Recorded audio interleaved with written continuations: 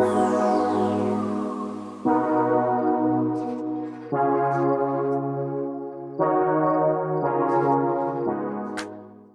that. Well, welcome everyone. I am very happy to.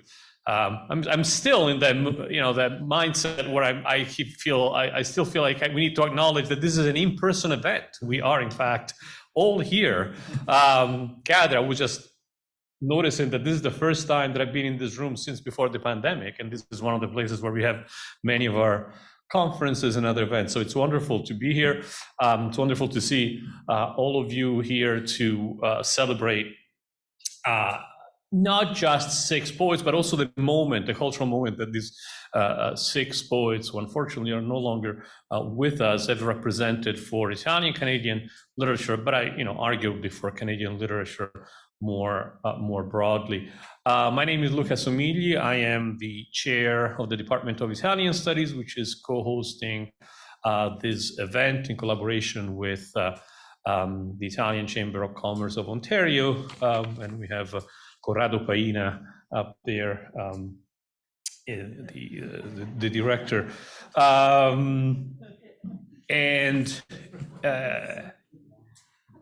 in addition to that, we also have we had a working group of several people who shaped this event, and I'd like to thank them. Some are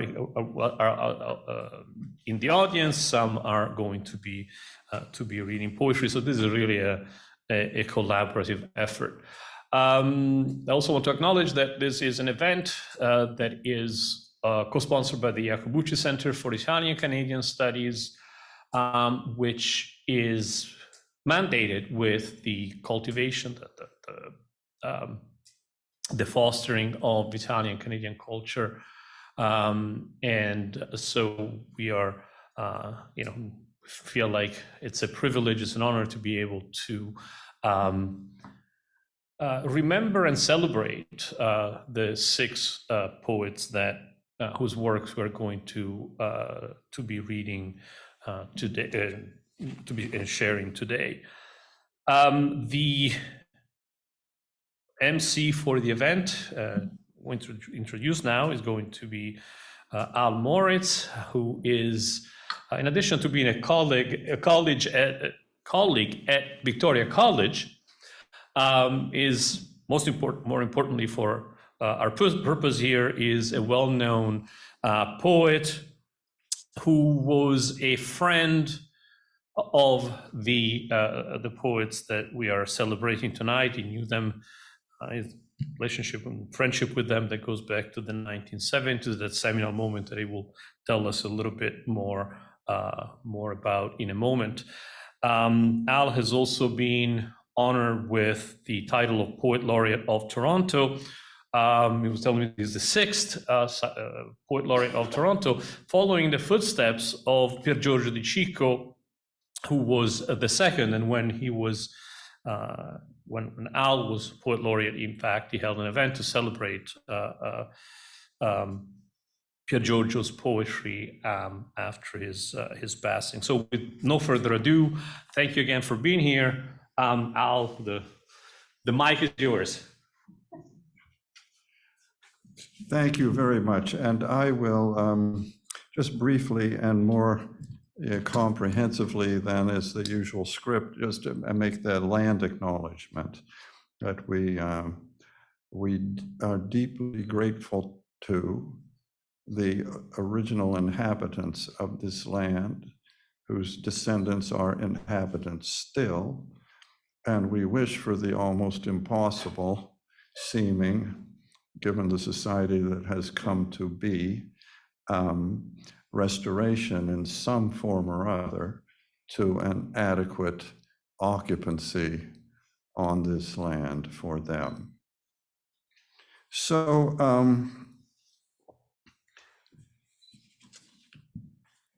a group of us, spurred by Corrado, who is sort of here like the floating head of Zardoz, coming to us from Florence. We constituted ourselves a little ad hoc committee, realizing upon especially the deaths very recently of Glenn Gasparini and Luciano Iacobelli, that the Italian part, the Toronto part of the fluorescence of Italian Canadian literature in the 1970s was really passing away. A few people, like I believe Mike Seisis or Joseph Maviglia, Joe Pavato, are still living. The chief member as a poet, Mary D. Micheli, is still living, but she has been in Montreal for a long time. But the principal members of the group here in the 1970s and 80s really had all died, 5 of them in the 5 years between 2017 and 2022. And one, Dorina Michelutti, alas, already back of a disease back in 2009. So we had the idea that we would love to celebrate them, and so also to celebrate them a little bit in terms of their historical moment of sort of origin. Well, like me, who was a friend of theirs, I'm half Italian, I'm an Italian on my mother's side, but basically I met them as a Canadian poet at poetry readings and so on, and they were reading Canadian poetry to the mic, some of which had home themes, you know, an Italian household or Italian relative or Italian background. And so we were young Canadian poets in mid-20s or so, or late 20s, in the mid-1970s to mid-1980s. And they were a truly effervescent group. But they were sometimes unto themselves. There was a little group of 5 of them, Giorgio, I think Luciano, Joe Maviglia, Antonino, and Saro D'Agostino, who did go around as a little, you know, assault team doing various kind of poetry things, you know, in other words, totally Italian. But basically, they were totally inwoven into the burgeoning poetic culture of Toronto and Canada at that time. Now, then, and a kind of development happened in that. It had been recognized especially by many, but by Giorgio de Cicco, that there were a lot of Italian writers suddenly appearing across Canada, especially in poetry. And Giorgio had been born in Arezzo and moved with his family here when very young, and had lived around the United States and Canada, and didn't go back to Arezzo ever again until he was in his mid-20s. And as a result, I'm just going to, rather than repeat the things that are in the preface that I wrote, that you can find in the little brochure, repeat some of his words. In 1978, he created an anthology called Roman Candles, 17 Italo-Canadian poets, including himself. And I just mentioned Mary D. Micheli, Saro D'Agostino, and some of the others, right? And so he said, in 1974, which was the year I came to Toronto, I returned to Italy for the first time in 20 odd years. So like he had only been, 5 or 6 when he left. I went biased against a legacy that had made growing up in North America a difficult chore. I went out of curiosity and came back to Canada conscious of the fact that I'd been a man without a country for most of my life. And I became bitter at the thought that most people carry on day after day, deeply aware that they do so on the land upon which they were born. It became clear to me that they had something immediately and emotionally at stake with their environment, and that phenomenon was something I had had to construct at every effort, at every moment, to feel relevant in an English country. So he suddenly had a sharpened sense or realization of a sort of a dépaysement, an uprootedness. And he decided to look for Canadian Italian expressions.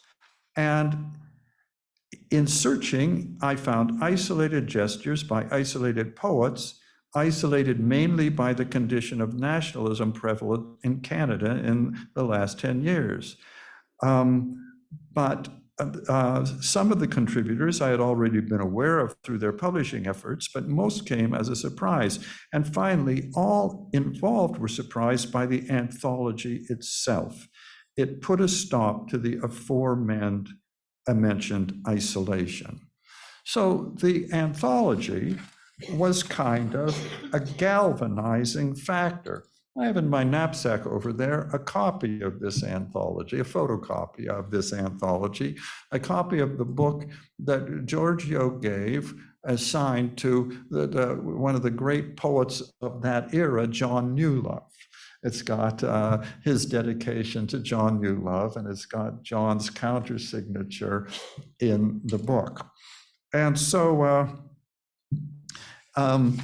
Giorgio mentions this. All the poets included have one sure thing in common. They are not emigrants, emigrants. They were brought here by their family at an early age, and 3 were born in North America.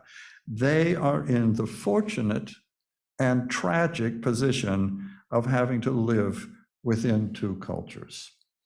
So now in this short text, Giorgio has a lot more pregnant things to say. But those are some notes that there was a dispersed awareness. There was a dispersed phenomenon. The anthology helped to coalesce it, including in individual poets' minds and intentions. It was a kind of second stage of a rocket of writing about this. Finally, I want to emphasize that we know today that that immigrant communities to Canada, hyphenated Canadians, have used literature, and especially poetry, and almost always poetry first, as a major initial way of understanding and dealing with these kinds of issues for each of these groups that Giorgio mentions with regard to the Italians. But this Italian phenomenon was first.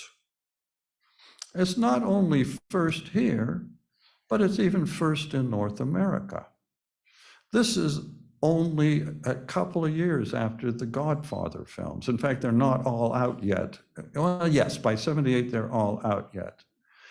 But people are still discussing in America how it's taken 3 generations for there to be any American Italian writers. And the novelist of The Godfather was named as almost the only one. Now, he wasn't the only one, but there was no cohesive sense of them or sense of them being together. When you think about other immigrant groups, you can see very clearly that this did not yet occur for them. Our friend Vincenzo Pietropaolo reminded us a couple of weeks ago, and by digging out of his archives, a copy of the South Asian Review, in which they did a whole book long, a whole issue, a series of essays on the Canadian literary and other national identity seizing things that followed from Giorgio's anthology in the 1970s and 80s as the origin of the kind of thing that South Asian Canadians were doing around 2000 and later. One of our committee members, George Eliot Clark, is the creator of the idea of African Canadianism and also of what he calls Africadianism. That is African Acadianism, the separate within African Canadian culture of African Acadian culture from the East, which is separate in various ways.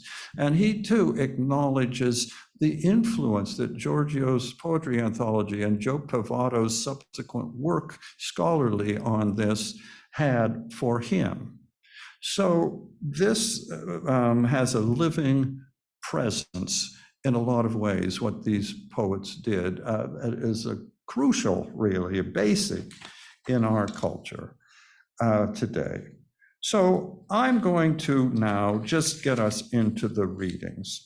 And I'm going to just give, you already can see an introduction to each of the people, but I'm just going to mention, each person, each poet, and I just say a couple of words about her, and then, her in this case, and then bring up the people who are reading her work in Italian and English. So the first person we've put here is Dorina Michelutti, who was a very, let's say, intellectual and yet effervescent author, as well as the author of Loyalty to the Hunt, which was also published in French, and Ouroboros, the book that ate me.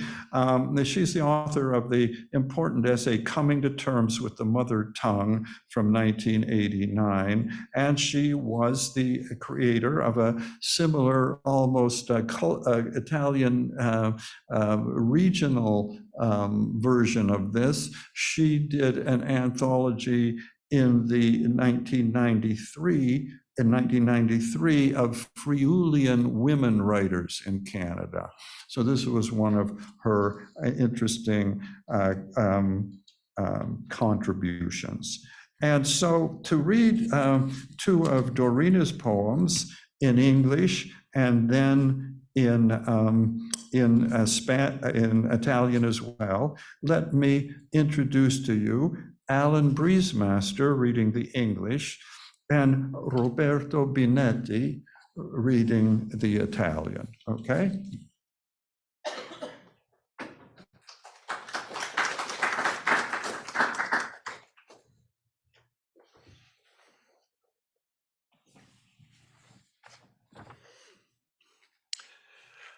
Dante's Revenge.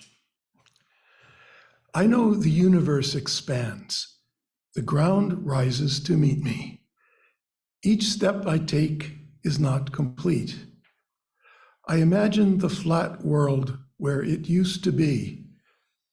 In the piazza, dreaming Euclid's eyes that hold lines parallel so that God can play between them. Today, lines converge. I can pave this swelling space, fill up terraces, round out hills. The only cost is proper words. And the ghosts that were on Tuscan hills chide.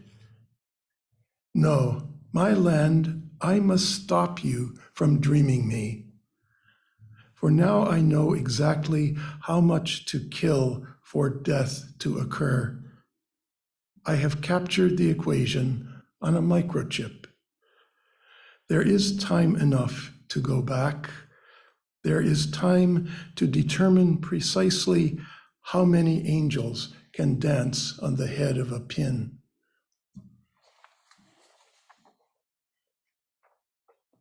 Vendetta di Dante. Ho imparato che l'universo si espande mentre la terra si alza per incontrarmi. Ogni passo che faccio non è completo. Immagino il mondo piatto dove fu una volta. Nella piazza, sognando gli occhi di Euclide che fissano le linee parallele, così che Dio possa giocare tra di esse. Oggi le linee convergono.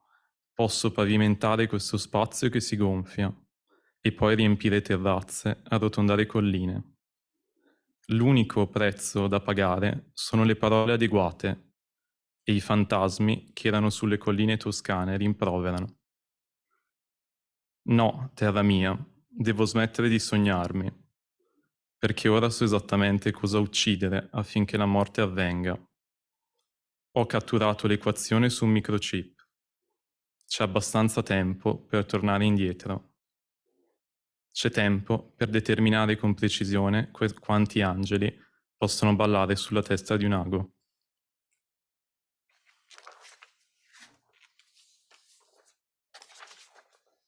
Schrodinger's cat and I. Moving again. I am swarming, being shaped by proper time, spreading, and proper place.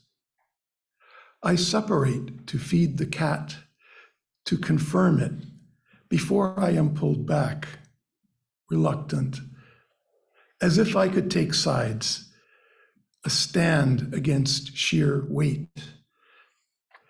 The cat carries me. No doubt I carry the cat.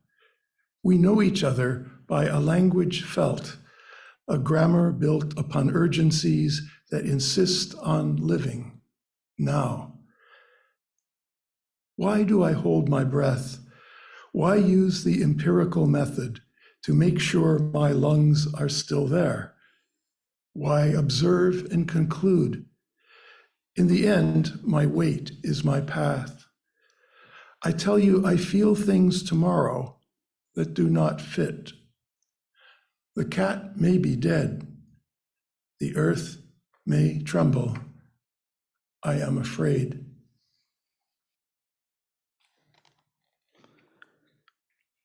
Il gatto di Schrödinger ed io. Mi muovo di nuovo, sto brulicando, plasmato dal tempo adeguato, spalmandomi dall'adeguato luogo. Mi separo per sfamare il gatto, per confermarlo, prima di essere richiamata contro voglia. Come se potessi prendere parti, una posizione contro il puro peso. Il gatto mi trascina, senza dubbio io trascino il gatto. Ci conosciamo attraverso un linguaggio ricevuto, una grammatica costruita su urgenze che insistono nel vivere. Ora. Perché trattengo il respiro? Perché uso il metodo empirico per assicurarmi che i miei polmoni sono ancora lì? Perché osservo e concludo? Il mio peso rimane il mio cammino. Ti dico che sento cose che non si adattano domani. Il gatto potrebbe essere morto. La terra potrebbe tremare. Ho paura.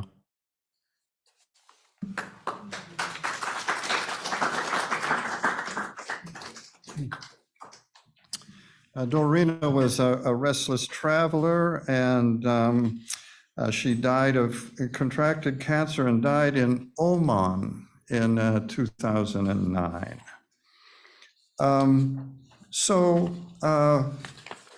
The second poet that we'll have is Antonino Mazza. So Antonino, well, how should I describe Antonino? He was a very unassuming seeming person, very quiet, and yet extremely witty and active. And as a writer, somebody who went to many different types of things. His principal work of poetry is called The Way I Remember It. And it's about remembering Italy from the standpoint of being in Canada and remembering childhood. Well, the English version of this book from 1992 was a print version of a 1988 spoken word recording, The Way I Remember It. And that was a very early into the field piece of spoken word poetry.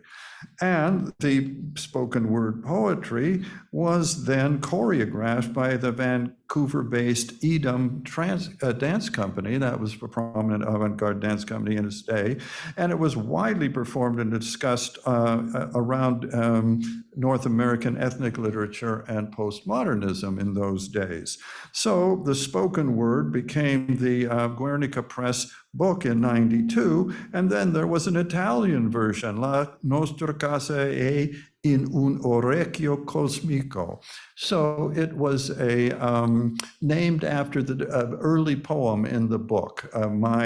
Our house is in a cosmic ear, referring to sort of the valley, a raised valley where the house was. And, but, you know, having more to it than that. And that book won the 2001 Groteria Prize for Poetry in Italy. He was part of documentary filmmaking. He did fiction, and he was an editor posthumously of the work of Saro D'Agostino.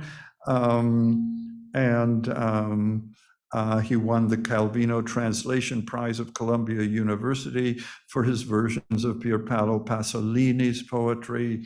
He was a man with many hats. And so I'm going to read some of his poems along with Damiano Pietropaolo. Okay, you want to come on up, Dom? So what we're going to do is I'm going to read Our House is in a Cosmic Ear first in English, and then he's going to do it in Italian, and then he's going to do Muscoli in Italian, and I'm going to do it in English. Are we going to trade places? You can go there or here as you prefer. Okay. So you go with English first, right? Oh, that's right. I'm supposed to do it in English. Oh, brother, absent-minded professor. Our house is in a cosmic ear. In a cosmic ear of sharp peaks and stepped hills, where broom and cyclamen bloom side by side with the lemon trees, is the house where I was born. This house, let's look at it from a childish point of view. A village of bells crowded in the velvet street, no sidewalks, Sunday morning, no, Monday. How is it? I was running home. There were cherries in my pockets. My mother had a nightingale between her lips. And the afternoon, siesta. The sun was a magnet at the summit of a transparent planet. But the cloud, the blazing breath of the Sahara whirled a single cloud over the sea, over Sicily, until nearing the harsh Aspromonte, fragile with humidity, it was ready to burst. And it blasted, reaching violently for the stubborn stubbles, for earth. After the first splatter on the baked roof, the lean torrent's clay snakes wound their course out from the birch forests, down the steep volcanic slopes slowly, as if to admire the grace of the stern landscape, the yellow and pink weeds glowing on the violet crags, and on the steps, the white blanket of orange flowers. Before the rain would stop, I would retire in my mother's ear, sound asleep. For 4 years, I dreamt of my father coming back. It was a childish dream. He was aboard a little purple ship returning to our beautiful Calabria, Phoenicians and Etruscans' land bathed by the sea of Ulysses. For 4 years, I waited for him on the stony beach. From there, I could see the almonds mingling with the olive trees in the hills and the house where he was born. He had gone to bring gifts to the world. He would return soon.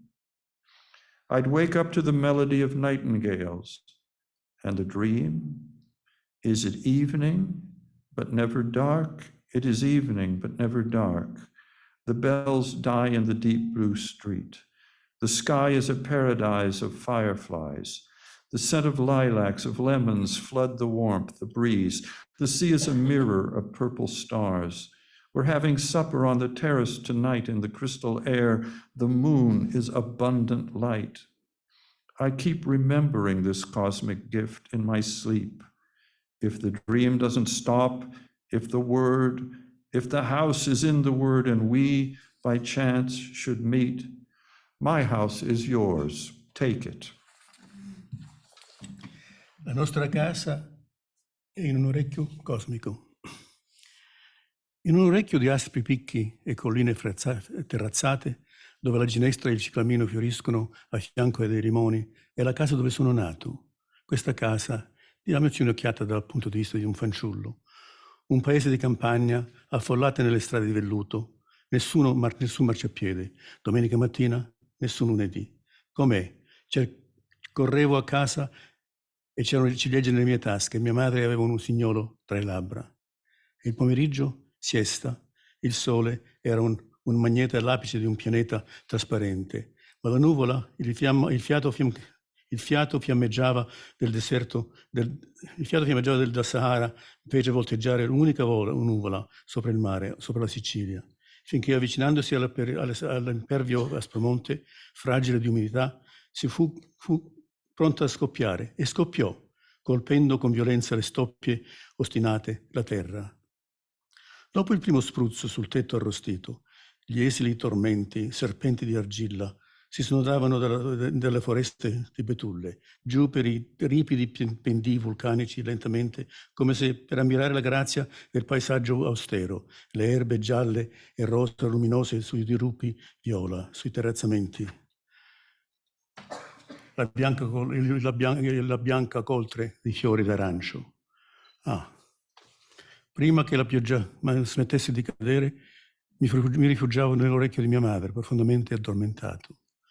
Per 4 anni sognavo che mio padre ritornava. Era un sogno di fanciullo. Era a bordo di una piccola nave purpurea di ritorno della nostra bella Calabria, terra di Fenici e Etruschi, bagnata dal mare di Ulisse. Per 4 anni ho aspettato sulla spiaggia di Sassi, da lì vedevo i mandorli mescolarsi con gli ulivi sulle colline e la casa dove ero nato. Era partito per portare donne al mondo, presto sarebbe tornato. Mi risvegliavo alle melodie dei signori e il sogno è sera, ma mai buio. Le campane svaniscono nel blu della strada, il cielo è un paradiso di lucciole, il profumo di lillà, di limoni, inonda la calura, la brezza, il mare è uno specchio di stelle purpuree. Ceniamo sulla terrazza stasera, nell'aria di cristallo la luna è luce di che abbonda. Continuo a ricordare questo dono cosmico del sonno.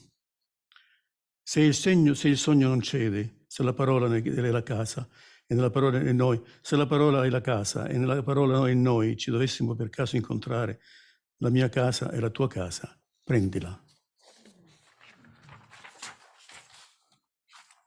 I will read Muscoli now, which is a short poem. And I have a little story to tell you about Antonino Mazza.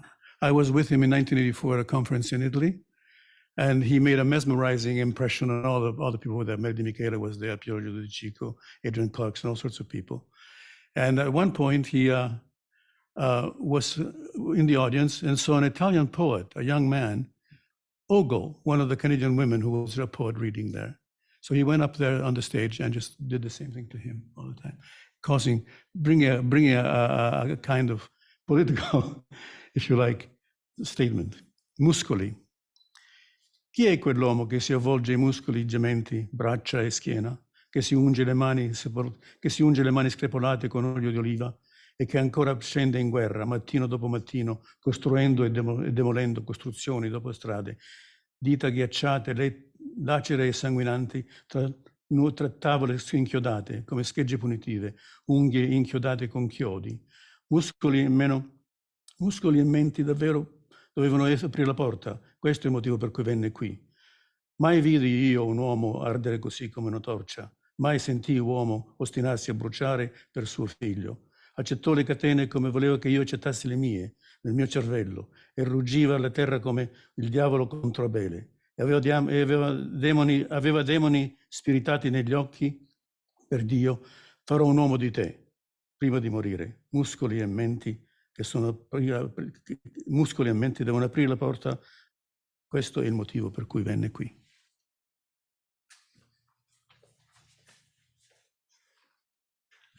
Thanks, Damiano, and thanks for that glimpse of Antonino. Muscoli. Who is that man rapping the moaning musculi, arms and back, anointing the chipped hands with olive oil, and still waging war morning after morning, building and tearing buildings after roads, iced fingers torn and bleeding between nailed boards like castigation splinters, nails nailed with nails. Musculi and minds must open the door. That's what he came here for. Never saw I a man burn so like a torch, never heard a man's self-will to scorch, or his child. He took to his chains as he wished I should mine in my brains, and roared at the earth like the devil unable.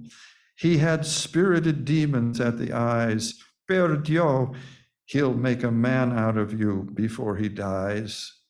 Musculi and minds must open the door. That's what he came here for.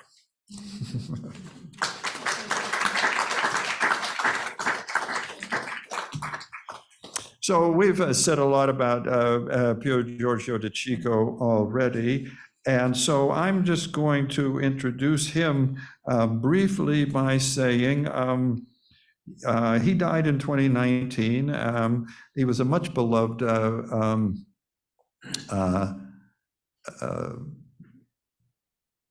poet laureate of Toronto, including in the city government, both elected officials and staffers, and in the community, trying to work against some of the trends of development and create a better development for Toronto, because coming out from 15 years of poetic silence after training as a priest and being a priest, and he remained being a priest till the end of his life, but he returned to writing poetry prolifically. And soon after that, he became poet laureate in 2002, I believe, and he constituted himself an expert on urban citizenship, and was a great advocate for better kinds of planning, more human kinds of planning, talked about that all over the world, and also did a little teaching here at St. Michael's College of the University of Toronto.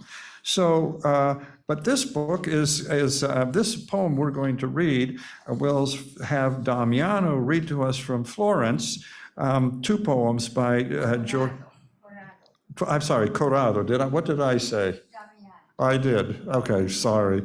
Absent-minded. We're going to have Corrado read us from Florence two poems. Now, these two poems are sections 3 and 4, the last two sections of Mediterranea by Giorgio, a piece which, as far as I know, is not otherwise collected in his books and is one of his great pieces. And it was made by Corrado in his translation and Giorgio's English into a beautiful, tiny art book, sort of an artist book, artist poetry book. And so first, Corrado is going to read his Italian of these two poems, parts 3 and 4 of Mediterranea, Mediterranean, and then I will read Giorgio's English. Good evening, buonasera. Quello di Mediterranea è un cowboy. Le pianure sono ciò che impari ad amare, le acciaierie e i fari industriali. Li ami per il vuoto, come coyote solitari, perché il tuo spirito si sdraiò al loro fianco. Gli astri sono così, sentinelle e frigide sagome, di quelli che ti avrebbero guidato. Tu canti vecchie ballate vicino al fuoco, come ritornando a me, ma non ti curi di nulla se non il desiderio. Come le stelle là sopra, ho incontrato un cowboy, un tempo italiano, su un treno, in qualche luogo, tra Utah Flats e Spring Line, Arizona. Volevo dirgli c'è una strada nel bosco. ma i suoi occhi erano là, nelle lontane Mojave Flats. Era diventato desiderio, al di là della canzone. Il suo sguardo perduto non era più Italia, era Mediterranea, nelle pianure polverose, non era di casa nessuna parte. Era l'esistenziale che dava un mestiere alla bellezza che incontrava. Non ricordava niente e pareva mediterranea. La metafisica veleggiava sulle terre piatte del Mojave, al di là risciacquo d'Europa. Etnos è morto, diciamolo. Addio ai ricordi, alle sbiadite cartoline e anche ai film di papà e agli Uffizi e a Ponte Vecchio. Al posto loro il Verrazzano e i ciottoli di Mulberry Street, le acciaierie, il nuovo deserto laccato California. Questi come il mattino, come alberi senza nome e le luci delle città, ed il gesto della passione. Ciò che è rimasto è una specie di volontà che evapora in Mediterranea, perché il calore dell'amore è come il sole, che scalda il cardo e l'ortica. Ciò che visto di fa luce, come il richiamo della passione. Le automobili si inseguono in una danza di morte e anch'io solo una terra nuova. Ciò che arriva a me è trasmutato. Io sono l'America e i miei fiumi sono sangue e la mia bocca, la mia lingua, e restituisco tutto alla sua origine e lo costringo a negarsi per la forza del richiamo, perché ciò che a me parla è ciò che io dico. The one of Mediterranea is a cowboy.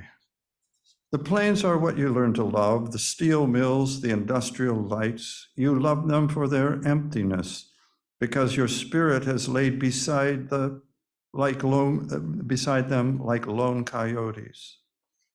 The stars are as much presiders and dispassionate, mock-ups of what would have guided you. You sing old songs by the campfire like Ritorna a me, but you couldn't give a hoot for anything but the longing like the star above your head. I met a cowboy on a train, once Italian, somewhere between Utah Flats and Springline, Arizona. I wanted to say, c'è una strada nel bosco, but his eyes were on the Mojave Flats in the distance. He had become longing beyond song. He was busy in the eyes. He was no longer Italia. He was Mediterranea on the dusty plains. The man was at home in nothing. He was the existential ready-to-make, a useful beauty of what came his way. He remembered noting, and he looked like Mediterranea, the metaphysic that sailed the Mojave Flats beyond the ruined wash of Europe. Ethnos is dead, shall we say it. Goodbye to the memorabilia, the old postcards and even father's tapes and the Uffizi and Ponte Vecchio. Instead, the Verrazzano and bits of stone on Mulberry Street, steel mills, the new desert lacquered with California. These, like morning, like trees with no names on them, and the lights of cities and the gesture of passion. What is left is only a kind of will that evaporates into Mediterranea, because the heat of love makes a bright sun of thistles and goldenrod. What is looked at made bright with the call passion. The cars commute like a dance of death. And I too am a terra nuova. What arrives in me is transmuted. I am the America, and my rivers are blood and my mouth the new language. And I return everything to its source and make it deny itself for the sake of call. For what speaks to me is what I speak. So that's Mediterranean.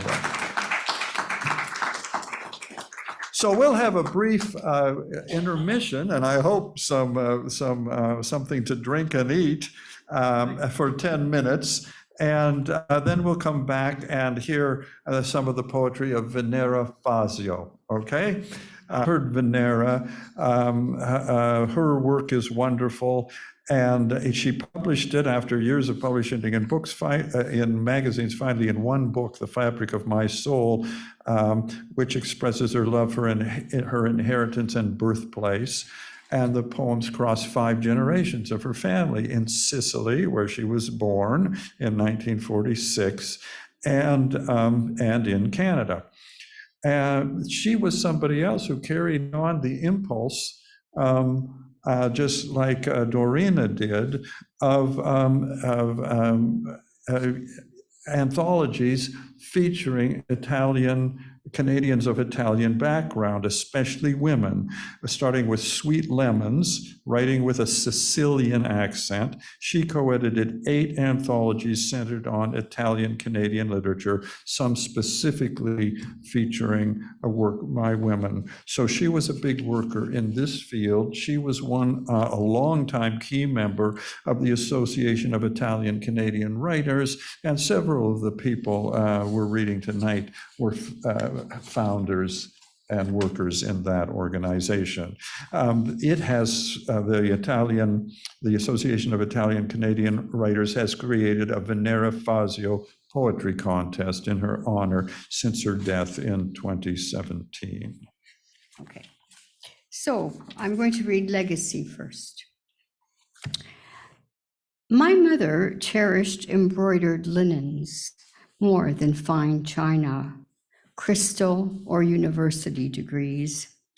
In Sicily, from the age of 5, her mother yoked her to family responsibilities, harvesting Merlot grapes, reaping winter olives and citrus, wrenching weeds through sun-baked soil.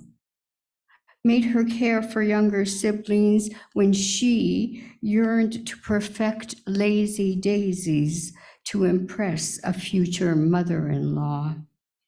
My mother wanted a daughter to ribbon, stem, and satin stitch rather than me, my tangled French knots, inept fingers caressing books.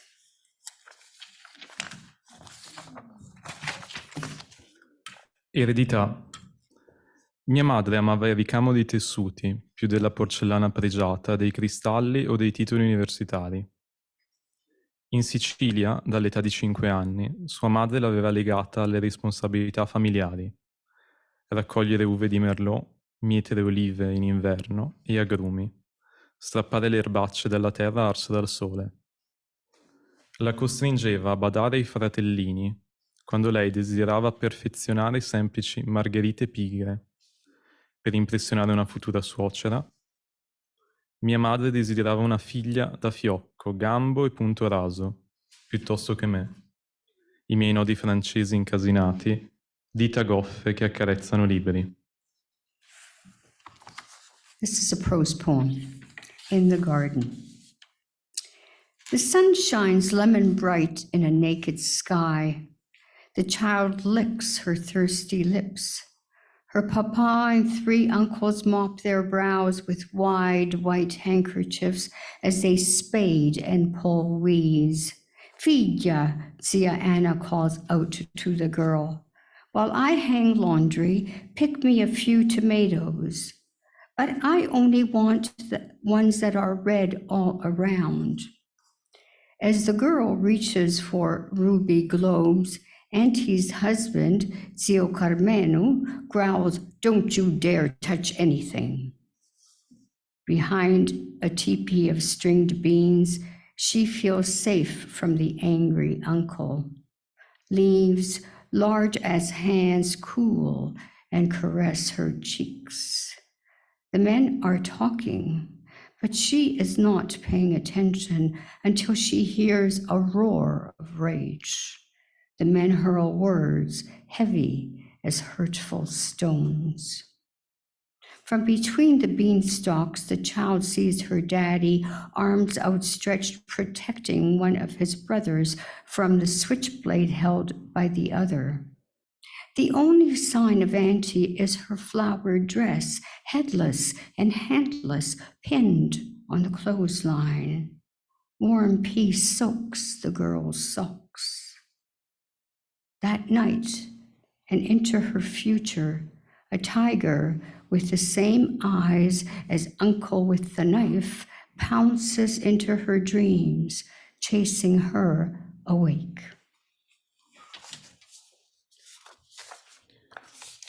Nel giardino. Il sole splende giallo limone in un cielo nudo. La bambina lecca le sue labbra assetate. Suo padre e 3 zii si asciugano la fronte, con larghi fazzoletti bianchi, mentre rivoltano la terra e strappano le erbacce. Figlia, chiama zia Anna, la ragazza, mentre stendo il bucato, raccoglimi qualche pomodoro, ma li voglio rossi da tutte le parti. Mentre la ragazza tende la mano verso sfere color rubino, il marito della zia, zio Carmenu, ringhia. Non osare toccare niente. Dietro una tenda di fagioli sospesi si sente al sicuro dall'ira dello zio. Foglie grandi come mani le accarezzano lievemente il viso. Gli uomini parlano, ma lei non sta prestando attenzione, fino a quando sente un ruggito di rabbia. Gli uomini lanciano parole pesanti come dolorose pietre.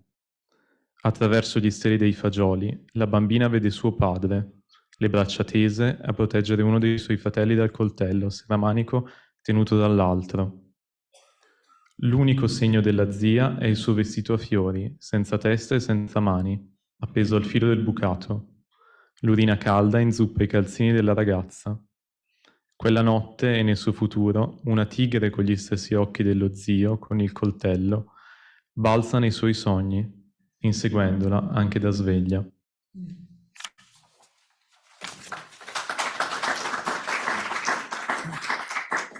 So coming back from the break, which has evanesced and doesn't exist, I was going to say a few things about this event itself. It is basically done by a committee of poets, mainly of poets, and people who are friends of Giorgio, springing especially from the mind of Damiano, Corrado.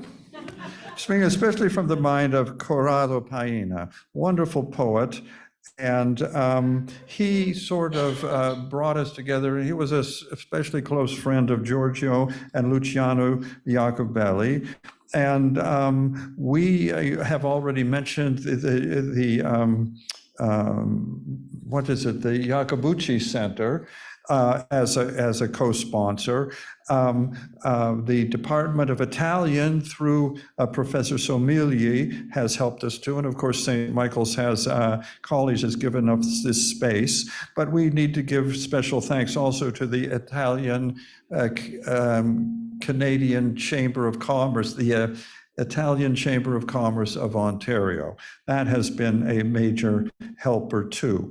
And the people who were in the committee were, in addition to Corrado, Allan Briesmaster, George Eliot Clark, Lavinia Di Ceglie, Beatriz Hausner, me, A.F. Moritz, Corrado, Damiano Pietropaolo, Vincenzo Pietropaolo, Roberto Binetti, Giovanna, Riccio, Luca Somigli, and Ilaria Venoso. And I want to say a special word of thanks to Ilaria for the tremendous help she did in preparing all the texts, this brochure, and a great number of other indispensable services for getting things ready and getting us organized.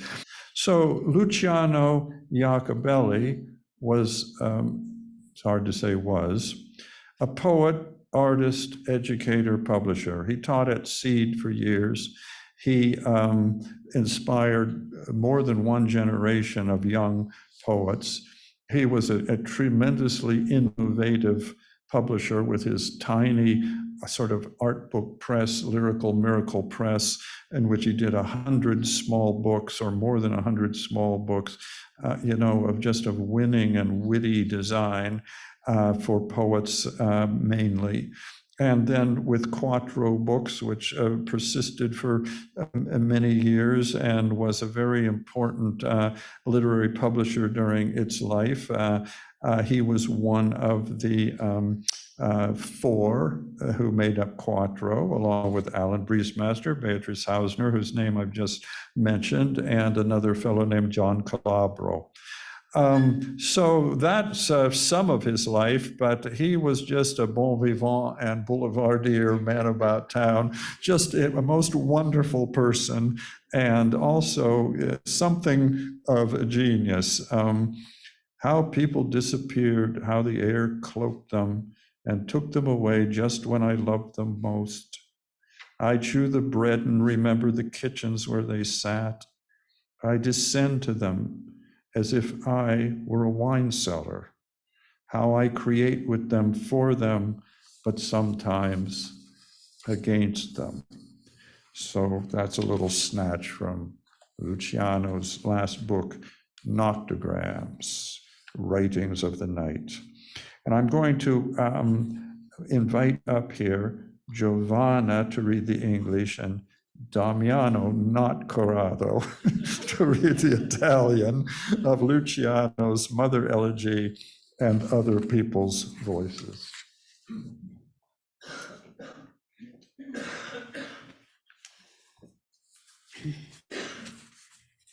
I'm so delighted to be reading Lucia's poems. Mother Elegy. Mother rolled her own dough and made her own pasta. The sauce, produced from backyard tomatoes, simmered daily on the elements. Little red splotches covered the stovetop. She couldn't understand why I rejected the home cooking. Tired of the food I'd known all my life, I ate sandwiches in restaurants. But one Sunday afternoon, I stayed home and stared at her while she shelled peas, stared at the light reflecting off the metal bowl, stared around the kitchen at the arrangement of utensils, and thought to myself, my God, what a picture is this? When my mother wasn't looking, I dipped my finger in the sauce and an old appetite returned.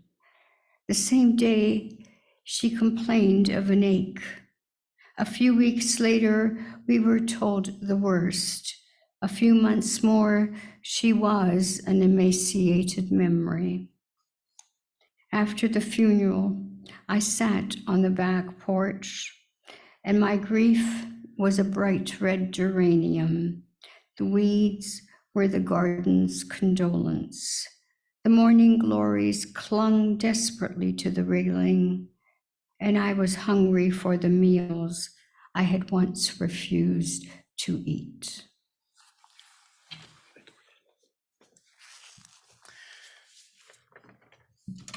Elegia a mia madre. Mia madre lavorava all'impasto per preparare la sua pasta. Il sugo di pomodori dall'orto di casa ribolliva tutti i giorni sui fornelli, sul piano cottura macchiato di rosso. Non riusciva a capire perché rifiutavo la cucina di casa. Stanco del cibo di tutta una vita, mangiavo panini nei ristoranti. Rimasto a casa una domenica sera, la fissai che sgusciava i piselli.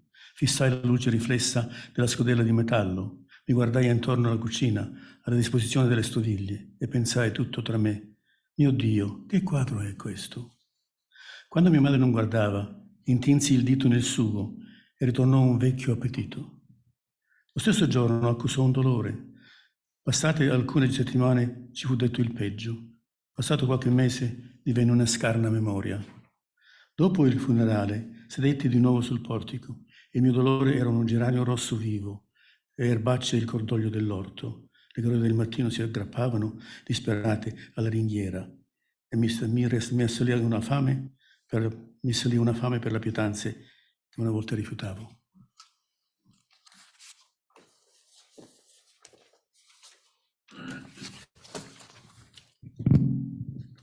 Other people's voices. I miss other people's voices. Tired of my own monologue, in this recovery room without sound. Every word slavery. I am a professional teacher, do nothing but talk in the city where I was born. I've talked the bricks, the verandas, the side streets, the acquaintances, everywhere I want my city back without words and full of snow. In the winter, humid in the summer. In the market where the smells of fruit and fish fight in the streets. The apartments where fucking happens, schoolyards, alleys, parks. I was young, but I want to dream again, the start. Move again my limbs back into participation. Joy and tragedy, she was both. Sweaty bedsheets, we were in a French hotel, cockroaches on the walls and ceilings. There is a mosque and a saint living atop a Greek column. I have an appointment to meet a woman who will sell me dates, but she won't show me her face, only her bare legs and a tuft of the reddest pubic hair, her stitched up genitalia holding back the street that she's selling me. She's selling me the same dates my father ate during the war when he hid in the caves.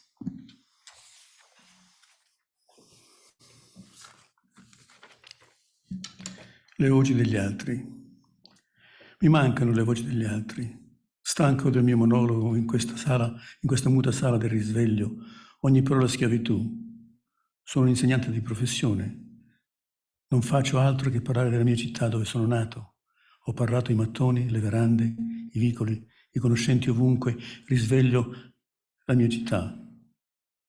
Senza parole e colma di neve d'inverno, umida d'estate nel mercato dove gli odori di frutta e di pesci si azzuffano per strada, gli appartamenti dove si chiava, i cortili delle scuole, vicoli parchi.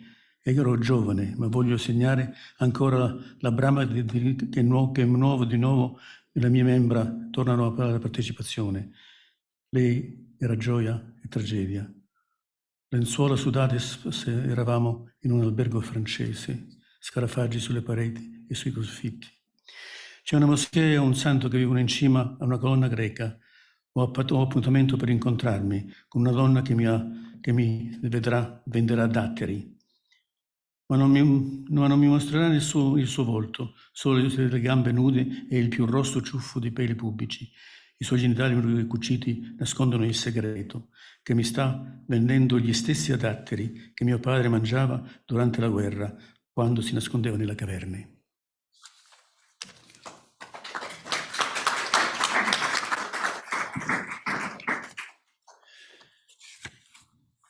Yes, some of us were with Luciano 1 month before he died. Died in August 30th of 21. If I got the dates right, this is 22, and he was reading from his most recent book, which was almost like Giorgio's Mediterranea, a small artist's book, and the gallery owner and publisher made a 3-day event. And Luch was there showing his artwork, showing his sculpture, and reading this whole poem and talking with people for 5-6 hours a day, 3 days in a row, and then about 45 days later, we found out he was dead. You know, Corrado, as a matter of fact, was there when he died. The last part we'll bring up, Len Gasparini, is actually the oldest and by a little bit the earliest born, I should say.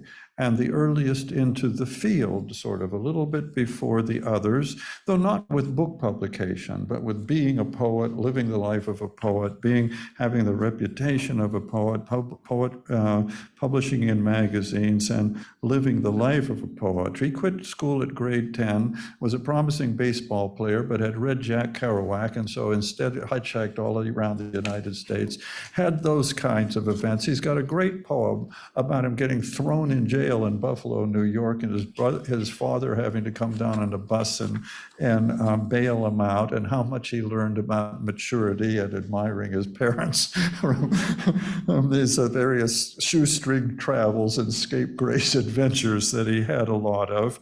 And he sort of had a James Dean kind of cachet in the mid-70s, well-earned, you know. But his poetry has great simplicity and honor and gratitude to life, I would say, would be almost its hallmark, and a kind of tremendous maturity of balance in its very emotionalism.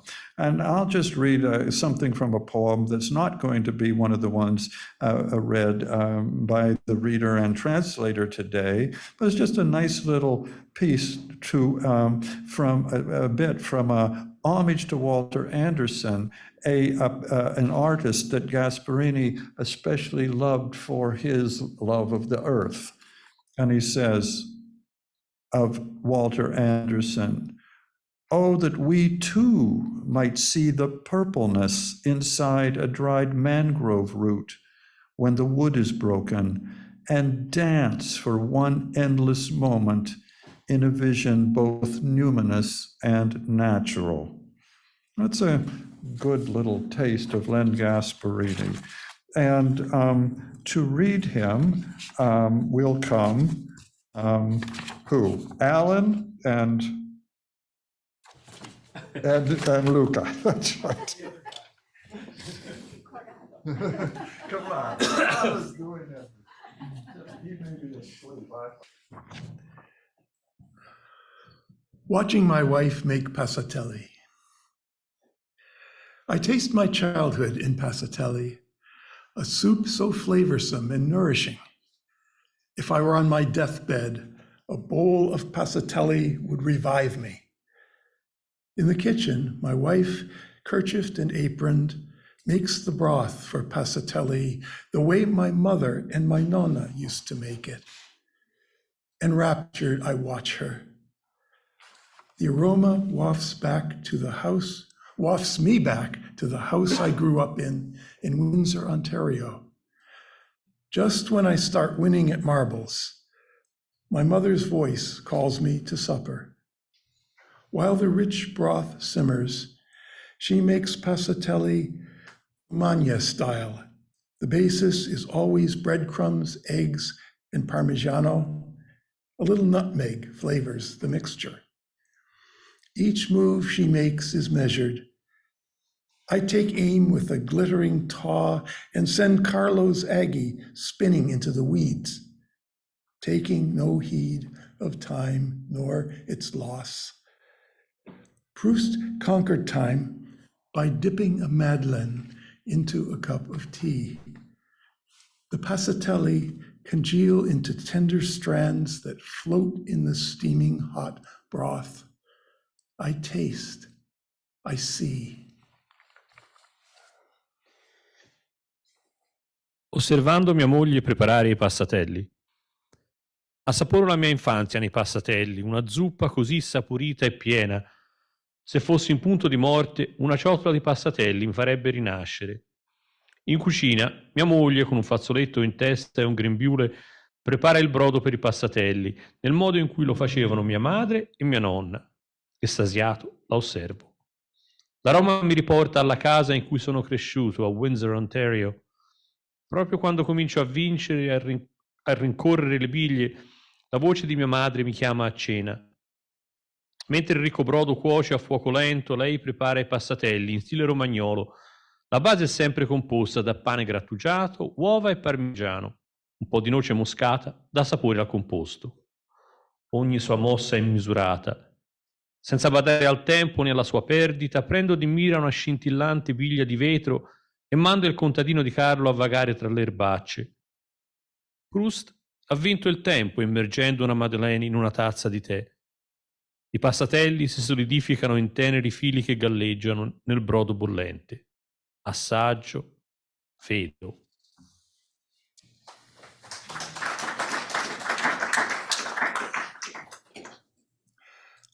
My mother loved to dance the tango.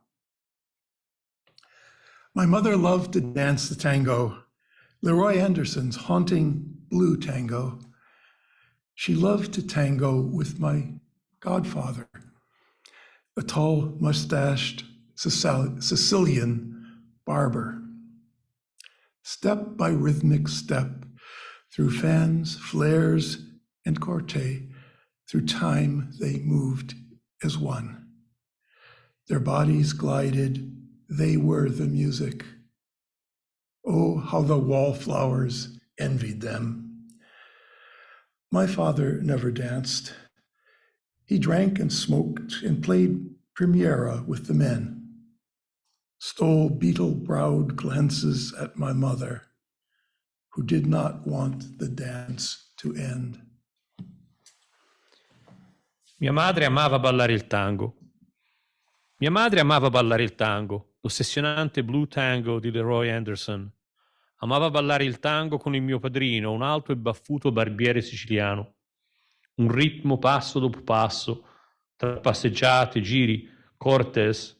In quattro quarti si muovevano come fossero uno. I loro corpi scivolavano, erano musica, come gli spettatori in disparte li invidiavano. Mio padre non ballava mai. Beveva e fumava e giocava a briscola con i suoi amici. Rubava sguardi furbi a mia madre, che non voleva che la danza finisse.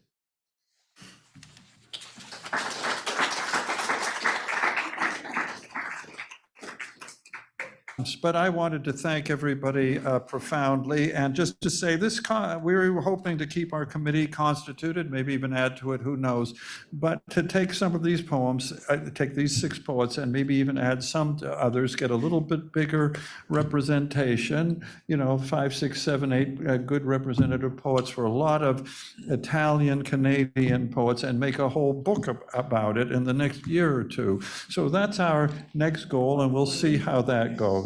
Right? What's that?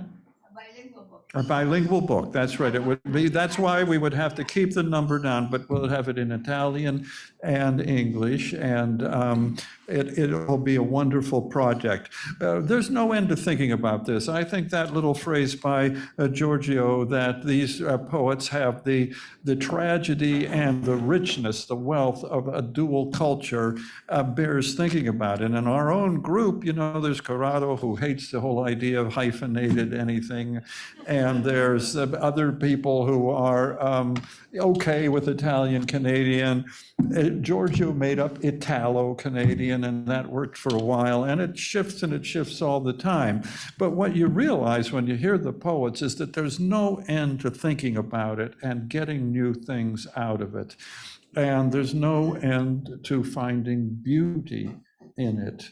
And I don't know, somehow the sense of these people carrying in some way, the faraway Italy in our very midst. Italy passes amongst us, invisible but sung, is magical. And so too is it magical with China and Somalia and wherever it may be. So thanks everybody for attending. Bye-bye.